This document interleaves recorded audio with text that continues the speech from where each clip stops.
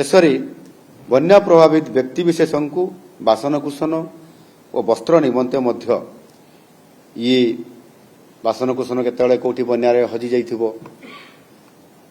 କିମ୍ବା କୋଉ ପରିସ୍ଥିତିରେ ତାକୁ ଆବଶ୍ୟକତା ପଡୁଥିବ ସେଥିପାଇଁ ବିଶେଷ ସହାୟତା ଏବଂ ଆପଣଙ୍କର ବସ୍ତ୍ର ମଧ୍ୟ ଯେଟା ଆବଶ୍ୟକତା ଅଛି ଅନେକ ଗରିବ ପରିବାରରେ ତାହା ମଧ୍ୟ ତାହାର ଅର୍ଥ ପ୍ରଦାନ ସେମାନଙ୍କ ପାଖକୁ ତାଙ୍କ ପରିବାରକୁ ପହଞ୍ଚାଇ ଦିଆଯିବ।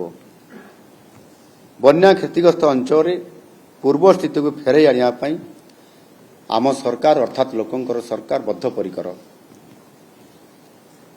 ଏବଂ ସେଥିପାଇଁ ଆମ ସରକାର କଥାରେ ନୁହଁ କାମରେ ଯେଉଁ ବିଶ୍ୱାସ କରନ୍ତି ଆଉ ସେଥିପାଇଁ ଅତୀତରେ ଯେମିତି ଗତ ବର୍ଷ ବିଗତ ବର୍ଷମାନଙ୍କରେ ଅଦିନିଆ ବର୍ଷା ସମୟରେ ଯେଉଁ କ୍ଷତି ହୋଇଥିଲା ଯେଉଁଟାକି ରିଲିଫ୍ କୋଡ଼ରେ ମଧ୍ୟ ସ୍ଥାନିତ ନଥିଲା ତାକୁ ମଧ୍ୟ ଆମ ସରକାର ଆବଶ୍ୟକ ମତେ ରିଲିଫ୍ କୋଡ଼ର ପରିବର୍ତ୍ତନ କରି ସେମାନଙ୍କୁ ଆର୍ଥିକ କ୍ଷତିପୂରଣ ଭରଣା କରିବା ପାଇଁ ଯେମିତି ସାହାଯ୍ୟ କରି ଆସୁଛନ୍ତି ଚଳିତ ବର୍ଷରେ ମଧ୍ୟ ଇଏ ତ 3ଟି କିମ୍ବା 5ଟି ବନ୍ୟା ଆରମ୍ଭ ହୋଇଛି। ଆଗାମୀ ଦିନରେ ପୁଣି ଫେଜ୍ 1 ଫେଜ୍ 2 ଫେଜ୍ 3 ଏମିତି ଚାଲିବ।